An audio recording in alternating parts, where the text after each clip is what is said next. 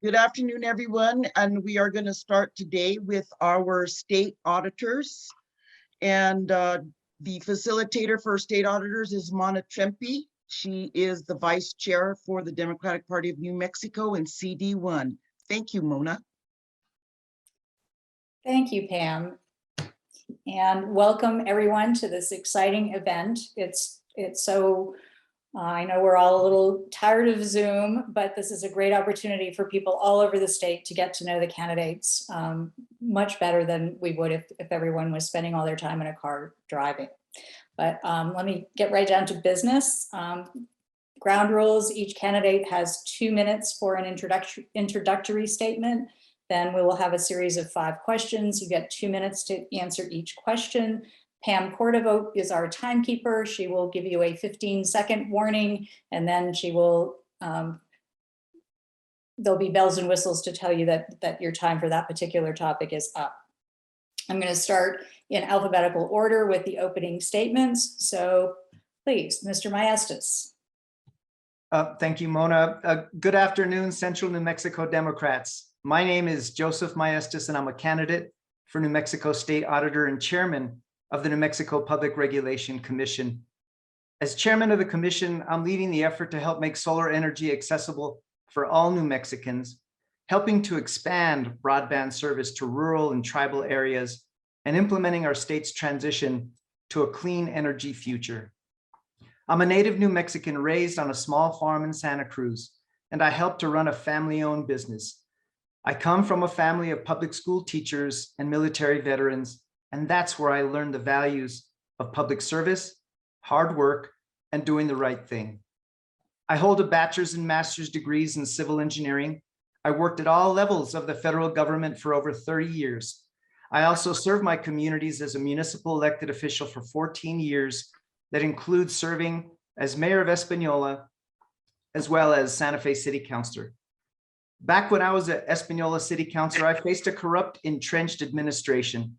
So I led a reform movement by recruiting newcomers to run for office. The results, we won all governing body positions in 3 consecutive election cycles and established the city's first female majority on the city council. I've also held many leadership positions that includes, among others, serving as president of the New Mexico Municipal League, chairman of the New Mexico Voices for Children. I am the most experienced candidate in this race with proven leadership.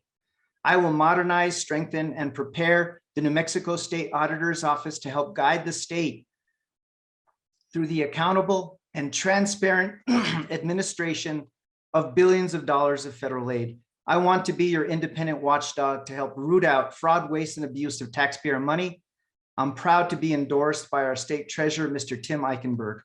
I'm Joseph Maestas, candidate for New Mexico State Auditor, and I respectfully ask for your support and your vote. Thank you. Thank you. Mr. Quintero, your 2-minute opening statement. Thank you so much, Madam Vice Chair. Fellow Democrats, hello, happy MLK weekend. Dios te bendiga to all of you. First, I want to start by thanking our amazing Democratic leadership, these amazing mujeres in our Democratic Party for organizing this. My name is Zachary Quintero. I'm a proud candidate for state auditor, and I want to fight for you. I've just finished serving you as your federal ombudsman, appointed by our governor, being able to investigate abuse, neglect, and financial exploitation for our most vulnerable communities. And a quick personal story on my side. Large reason why I decided to run for this race is because of what happened to my grandfather. He was the subject of a predatory conservatorship and guardianship in New Mexico. Now, I know you have family members, or you might know somebody close to you that has faced an incredibly entrenched financial system and healthcare system that doesn't care about them. I want you to know that I see you, and that our governor sees you, our legislature see you, our New Mexico family see you, and we need a fighter that understands their needs. I've served you not only as the federal ombudsman, but also on the county level within different municipal boards and bodies with heavy administrative law experience. I'm a proud graduate of UNM School of Law. I bring together both the components of law, investigation, and economics. All 3 are essential to do this job. I am qualified, trusted, and battle tested. And what do I mean by that? At the height of the pandemic, I was trusted to investigate these financial crimes for our most vulnerable populations. I was overseen by the legislature to do that. I've secured over 80 Democratic endorsements statewide. I'm proud to be the only candidate supported by New Mexico labor unions. I'm very experienced and focused on making sure two things happen with this office.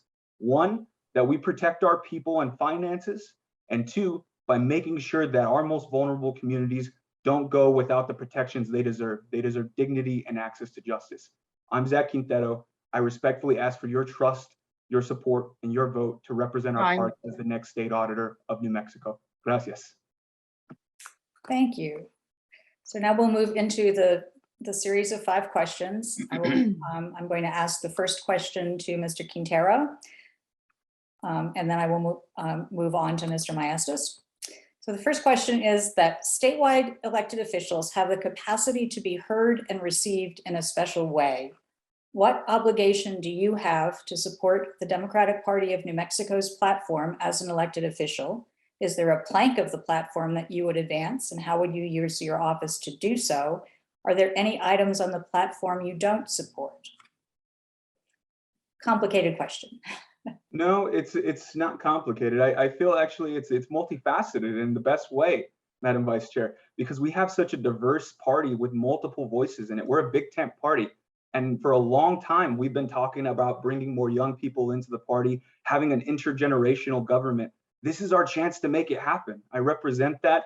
You know, the youngest statewide elected official in the United States is a Republican in Kansas. He's 34. We can take that from them right there and make sure New Mexico's voice is heard and make sure that we show we're living the values of an inclusive democracy. But to focus on what the obligations we have a direct obligation to the voters across New Mexico and to Democrats specifically. Our platform is government can be effective and a force for good. The state auditor's role is essential in that by highlighting through transparency and accountability the way we spend our money in healthcare, our environment, and our finances. The federal money that's going to come in is going to require somebody who's battle tested with handling a financial emergency that we faced in the COVID-19 pandemic. I was secured and appointed on the medical advisory team at the start of this pandemic, and then later trusted with even more responsibility at its height. And that's why I feel I'm not only qualified, but focused to deliver for our party. You've seen how hard I work. You know I'm going up and down, east and west, all parts, attending precinct meetings, attending ward meetings, and you know I'll never stop fighting for our party. One key part that I'd like to do from our platform is a climate audit. That's making sure we look at the total amount of spending we do as a state government and asking ourselves, are we getting the net emissions we're supposed to hit by 2030 and 2050? And having that as a comprehensive annual audit for all of our government spending for our projects, policies, and ongoing promises we have, because that is our future. That's what is going to affect everybody here in New Mexico. Thank you so much. Thank you, Mr. Quintero. I'll repeat the question for Mr. Maestas. Statewide elected officials have the capacity to be heard and received in a special way. What obligation do you have to support the Democratic Party of New Mexico's platform as an elected official? Is there a plank of the platform that you would advance, and how would you use your office to do so? Are there any items on the platform you don't support? Thank you for that question. There's only about 7 or so statewide elected officials, including the governor and the lieutenant governor. And, if it's Democrats, we're essentially carrying the banner of the party.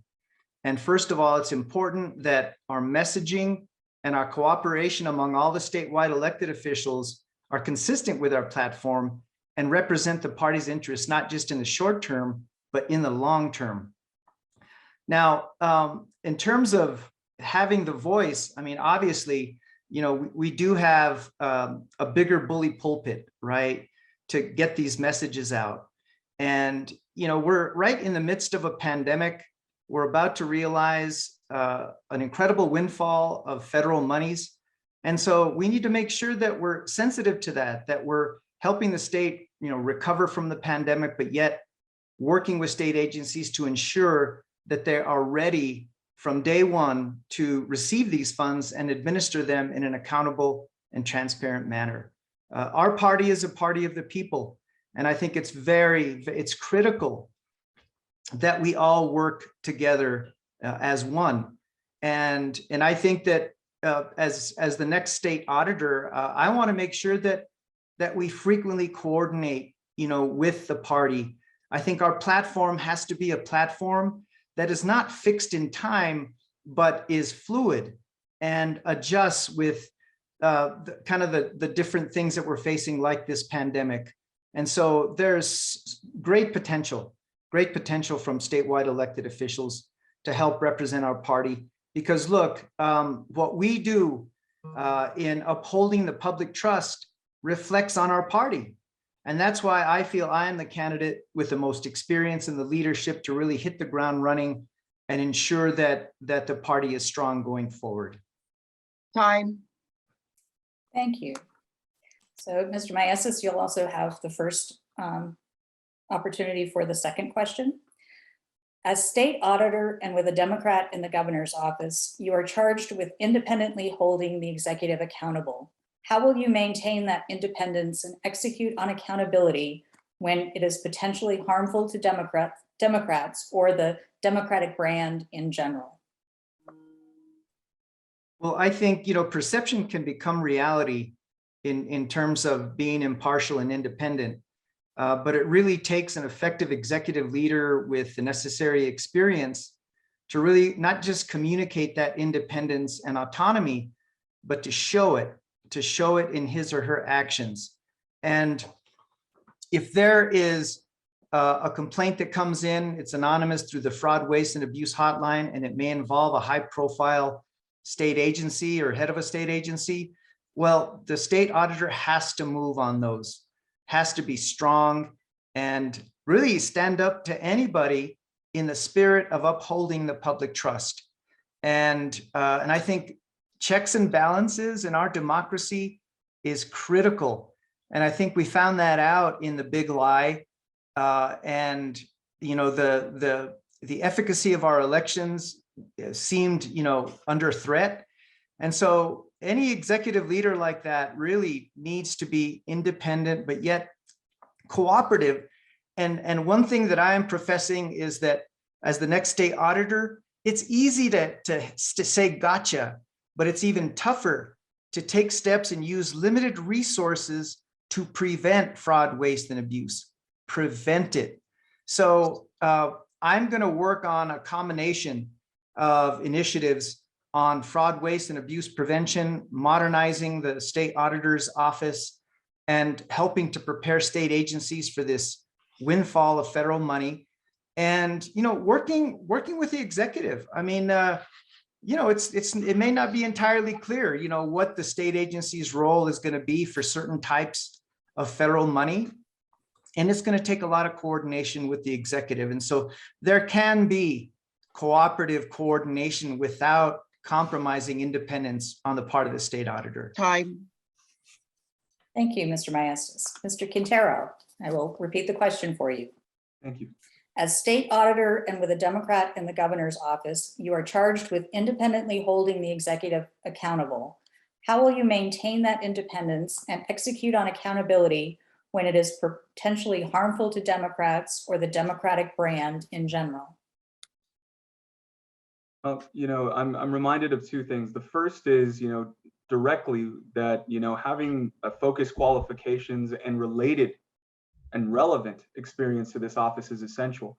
So I bring that, and I did that as the state and federal ombudsman. I had to report on two levels, first to the state for our Department of Health and through our aging and long-term services, and to the executive, and then report on what the executive is doing and be able to investigate both everyone from our governor's executive administration to the way that we run our New Mexico behavioral health system to the way we handle our public money in private healthcare facilities. So I have that experience of investigating that already with autonomy and independence and ethical obligations, and I will meet that standard as your state auditor. The second piece, I'm reminded even now that what Dr. King said, an injustice somewhere is a threat to justice everywhere, and that doesn't mean we turn away when our own elected officials or somebody commits an act of fraud, abuse, or financial neglect towards our state funds. I think Auditor Colon has laid a very powerful foundation and precedent alongside Attorney General Balderas and State Mayor Tim Keller. I'm thinking him of as auditor as well. All three had no problem holding Democrats accountable. I'll bring that same energy. Being able to investigate issues of fraud and neglect on behalf of the public is the essential role of this office. It requires public trust, it requires strong investigative skills, and it requires being able to have that independent and focus on what is happening with our federal and state monies that's handled by state agencies. And that's what I'll do. Thank you so much. Thank you. So Mr. Quintero, you also get the first try at question number 3, which is, please tell us about a time when the public benefited from a government audit. Sure. So one of the public benefits that we've had multiple actually. And this is the power of this office. It's so essential that we understand that it's not just the traditional auditing realm that it does, but it's the special investigations and audits that we do. So there's the traditional compliance audit that this office is responsible for, but it also carries out special investigations. For the folks in Bernalillo County, you know that as the rape kit backlog audit. You know that as looking at Office of Government Accountability to track our money in real time, that then Auditor Keller brought into focus and said, we need to expand the vision of this office to include any form of public spending related to social justice, systemic inequalities, and things that have plagued our public spending since the beginning. I will expand that by also including an equity audit, like I said, a climate audit, and a cyber infrastructure audit. A lot of the folks here in Albuquerque got hit hard by APS being hit by a cyber attack. I will fortify our digital shield and healthcare privacy and data that is so essentially protected by our government to make sure those internal controls are strong. The other part that the public has benefited from an audit is also what happened up north. Auditor Colon holding a mayor who was a Democrat accountable for issues of fraud, and having that person brought before the law is a serious issue. That's another public benefit. The other one also is on the school district side, seeing how there's sole source procurement issues or any way that the public money is being spent on a school district level, and knowing the teachers on the ground and taking those anonymous complaints in and being able to say, okay, what's really happening here? That is when the public has benefited the most from 3 structural audits. I will continue that and expand it even further to include digital audits, equity audits, and a climate change audit. Thank you. Thank you. Mr. Maestas, please tell us about a time when the public benefited from a governmental audit. Well, as a former mayor, there's a lot of priorities, but one thing I recall vividly, there were 2 top priorities. One was public safety, ensuring that you're keeping your community safe, and the other was being an effective steward of taxpayer money. And the only way to demonstrate that to the public is to be transparent and accountable. And how do we do that in New Mexico? We do it through audits. We do it through financial audits, routine financial audits. The state auditor oversees almost 1,000 audits of every subdivision of government in the state and others that may receive public money. There's also special investigations that do require some additional investigation where any lack of internal controls or any other problems may not be apparent through the findings of a routine annual fiscal year audit. The thing that I believe in as well is, as I mentioned before, is upholding the public trust. And that's the very nature of a financial audit. What I pledge to do is lead the development of a consolidated audit for all state agencies. That is not done right now. And I think the people of New Mexico deserve to see how state agencies are spending their money in one document, especially on the heels of all this federal funding that we're going to be receiving. And one thing, I'll give you one example. When I was a city councilor, there was a 2008 parks bond, and it was meant to be spent for capital spending. And it was clear that the city was using those capital funds for operational purposes. I was the only councilor to stand up and say, we need an independent public audit to shine the light on how these monies were spent. The state auditor at the time oversaw it and found that $2 million was misspent. Time. Thank you, Mr. Maestas. Let's move on now to the 4th question, which again goes first to you, Mr. Maestas. The State Auditor's Office values transparency and inclusion. If elected, which initiatives will you continue, change, or add that support our democratic values? Well, one thing that I believe Tim Keller developed when he was there is he developed an at-risk list of governments and subdivisions of government that through their audits have indicated either recurring findings or a lack of internal controls or late audits. I think that's a great idea. I think it identifies there for the public to see which subdivisions of government currently are at risk. And I think that it's incumbent upon the state auditor to really help them to get off that list. So I will continue that. One thing I will also do is I come from federal government. I'm very familiar with the Government Accountability Office in the federal government, and it's an investigatory agency. It's independent and investigatory. The current Government Accountability Office in the State Auditor's Office is simply an information service. And I would like to see that GAO really be changed and have it operate or function very similar to the federal GAO to supplement the investigative division that exists right now in the State Auditor's Office. So I want to strengthen the investigatory authority of the State Auditor's Office by changing the function of the Government Accountability Office in the State Auditor. So that's one thing I would certainly change. I would definitely commit to ensuring that limited resources are being used in the most effective way possible. And that's where we can look at some of these poor performers and work with them to lift them up and reward the good financial performers. So there's certain things I like and certain things I will change. Time. Thank you, Mr. Maestas. Mr. Quintero, the State Auditor's Office values transparency and inclusion. If elected, which initiatives will you continue, change, or add that support our democratic values?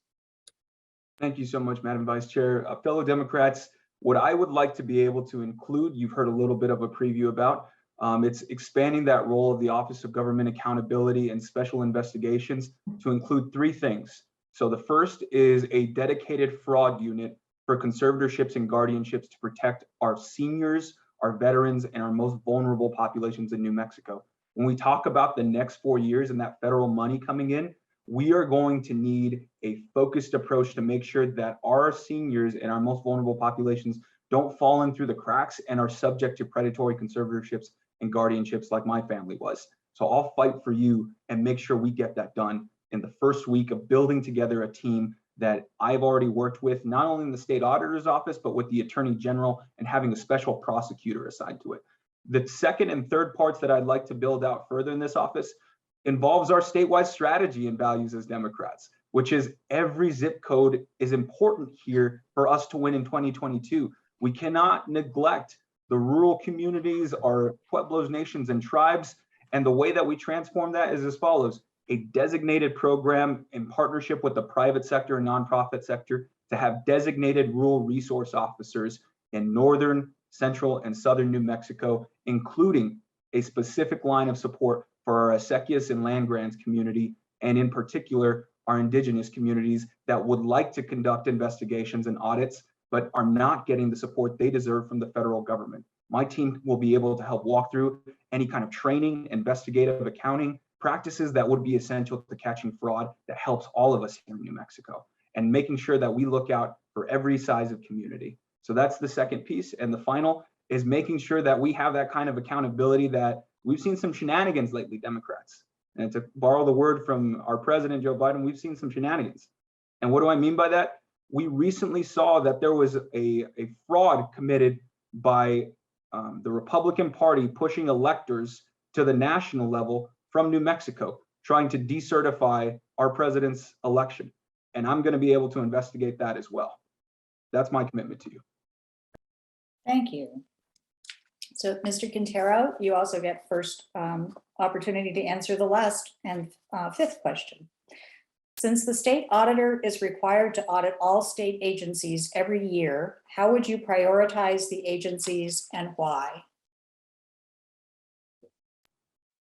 Sorry, the audio cut out there, Madam Vice Chair. Could you repeat one more time? Sure. Since the state auditor is required to audit all state agencies every year, how would you prioritize the agencies and why? Sure. So I would prioritize the agencies. There's a tiered system. It's a little bit complex, but the tiered system assigns a value of how focused the investigations are going to be and how we manage resources from the state auditor's office. So there's the traditional auditing system that we use. I would like to refine that a little bit to focus on some of the most immediate needs coming up over the next 4 years, which I've stated before: healthcare, our environment, and the way that we do audits for our digital infrastructure and tracking our public spending. The healthcare side, auditing our institutions of health to make sure that a quality of care and no fraud is going on and those predatory conservatorships are rooted out of New Mexico. On the infrastructure side for digital audits, making sure our schools, our classrooms, and our healthcare is protected statewide, making sure that we're not putting at risk the people that are here in New Mexico that rely on government services and have that information needed to be safeguarded. And that final piece, making sure that we have in our environment a dedicated annual audit for climate change over the course of 4, 8, 12 years to hold ourselves accountable, as well as auditing the fossil fuel and extractive industries that are claiming to represent so much of the benefit, which we get a large revenue from. But we need to also know, what are the number of spills, venting and flaring, water contamination, the amount of destruction of our public lands, how much is going on, at what cost? We deserve to know that publicly, and it should be accessible in an annual report. All three of those things is how I will build out stronger to make sure we live our democratic values and to make sure that we have somebody in this office that knows the full power of what it does. Thank you. Mr. Maestas, since the state auditor is required to audit all state agencies every year, how would you prioritize the agencies and why? Well, each state agency in New Mexico does their own audit. But if no state agency is equal, right? Some departments are much larger, have more staff, have a higher budget. And so I would at least focus on the larger agencies, especially those that are going to be receiving the lion's share of a lot of this federal money that's coming in for infrastructure and other programs. So I'd also look at some of the new agencies. We have a Child Care Development Agency. We have the new broadband office that was created by legislation last year. It's existing within the New Mexico Department of Information Technology, but it's going to now be the lead and the clearinghouse for all broadband funding, and it has to oversee the development of our state's first ever statewide broadband plan. So I'm going to focus on the large agencies with the highest budgets, also focus on these agencies that may have some troubling recurring findings in their audit, especially the lack of internal controls. If you read, and I've had my name on 15 fiscal year audits because as an elected official, I've carried a fiduciary responsibility. And so it's very solemn and very serious. And so, I want to make sure that these, as state auditor, these state agencies are well equipped to either correct some existing problems and if not, be prepared to administer these federal funds. I'd also prioritize multiple state agencies that are jointly managing the same funding to make sure that they're reconciling.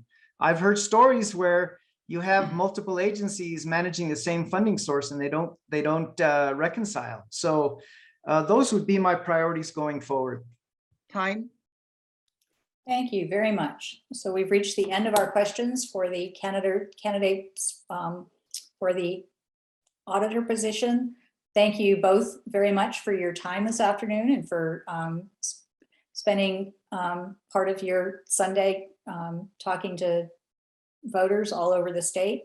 I want to thank you both very much for your wonderful answers and thoughtful comments, and let's give them a virtual round of applause here. And Thank you, Mona.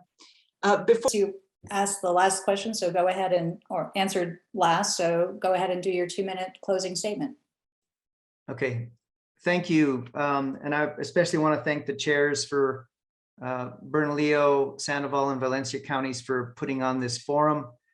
And I appreciate all the work you do on behalf of our great party.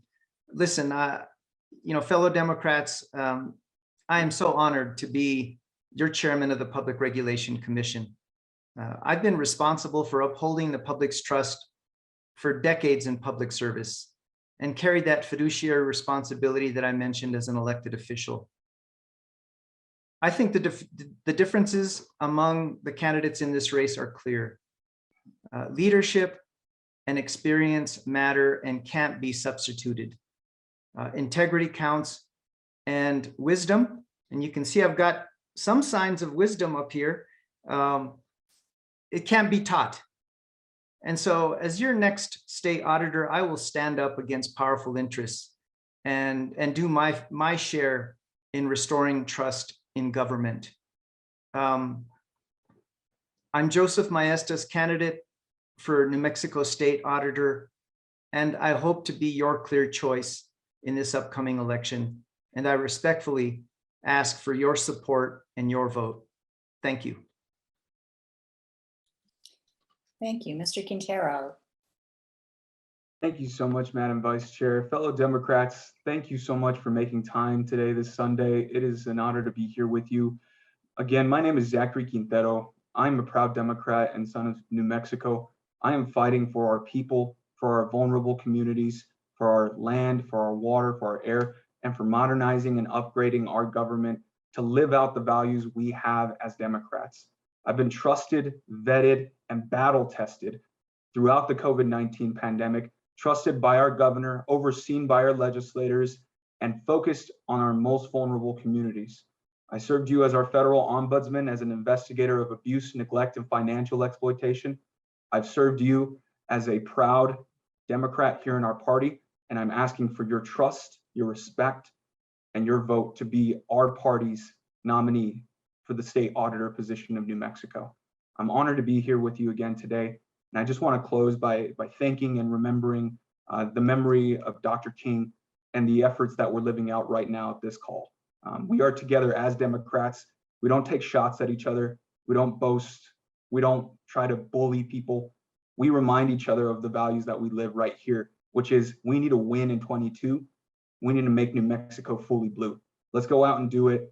Let's live by our actions, not by our words. And let's start today. Thank you so much.